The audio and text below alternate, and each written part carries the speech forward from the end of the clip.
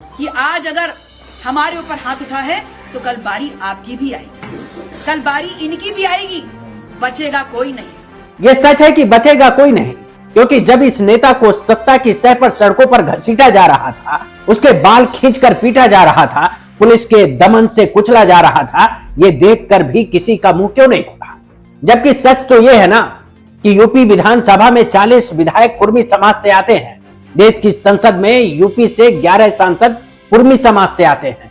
लेकिन पल्लवी पटेल को छोड़कर किसी एक नेता का नाम बता दीजिए जिसने यूजीसी के समर्थन में अपनी बात रखी हो, जिसने अपने समाज से आने वाली पल्लवी पटेल के साथ योगी आदित्यनाथ के पुलिसिया दमन और बदसलूकी के खिलाफ बोला हो। जबकि दूसरी तरफ यूजीसी का विरोध कर रही रुचि तिवारी के झूठ को भी सवर्ण समाज ने अत्याचार बताकर छाती पीटी है। यूजीसी के विरोध में बीजेपी के ही सवर्ण नेताओं ने जगह जगह प्रदर्शन किया है, लेकिन ओबीसी एससी एसटी नेताओं ने पल्लवी पटेल की तरह कितनी जगहों पर अपने समाज के लोगों के साथ खड़े होने की हिम्मत दिखाई है।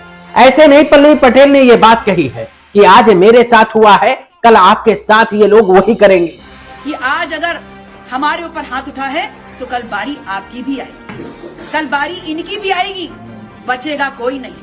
क्योंकि जिसकी आदत पड़ जाती है अन्याय करने की, वो छोड़ता किसी को नहीं है, और जहां आदत पड़ जाए अन्याय सहने की, वहां बचता भी कोई नहीं है। तो वो हमको एक बार नहीं 10 बार जेल में डाले तब भी पल्लवी पटेल प्रदर्शन करेगी, लाठी उठाएगी, आपका आह्वान करेगी। अगर आप आएंगे तो भी ठीक, आप नहीं आएंगे तो भी करेंगे, लेकिन तब तक करते रहेंगे जब तक मेरी दम में दम है। नमस्कार दोस्तों, मैं गंगा प्रसाद, आप देख रहे हैं वॉच न्यूज। ये महिला जो लगातार यूजीसी के समर्थन में अपनी आवाज उठा रही है, जिसने लखनऊ में यूजीसी के समर्थन में प्रदर्शन करके सरकार की नाक में दम कर दिया, जिसने विधानसभा में खड़ी होकर सरकार को बहुजनों के साथ हो रहे शोषण पर ललकारा और कहा कि यूजीसी को लागू करवा कर रहेंगे। जिस भारतीय जनता पार्टी ने इस यूजीसी इक्विटी बिल 2026 को न्यायपालिका के झंझावट में फंसाने का काम किया है, वही घुटनों पे आकर के इस इक्विटी बिल को लागू करेगी।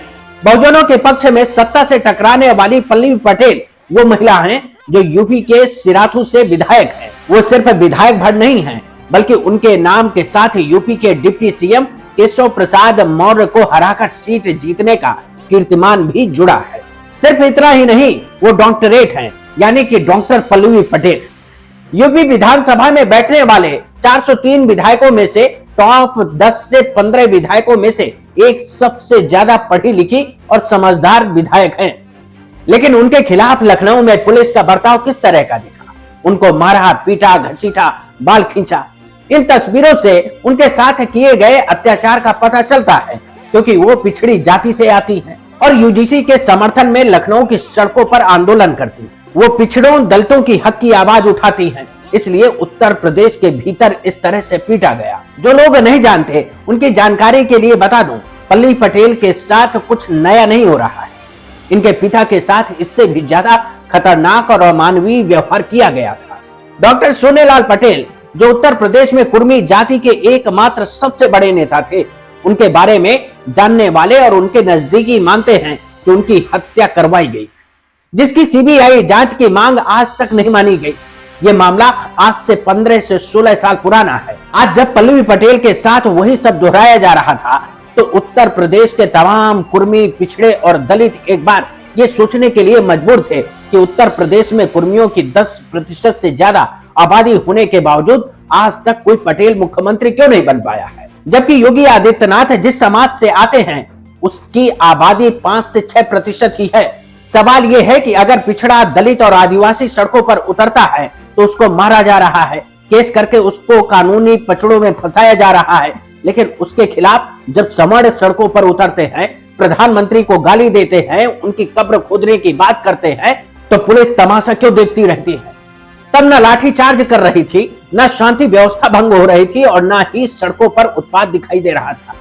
यही सबसे बड़ा जातिवाद का अंतर है। डॉक्टर पल्लवी पटेल ने जो आवाज उठाई है, उसके साथ सबको खड़ा होना चाहिए, उसका समर्थन करना पड़ेगा।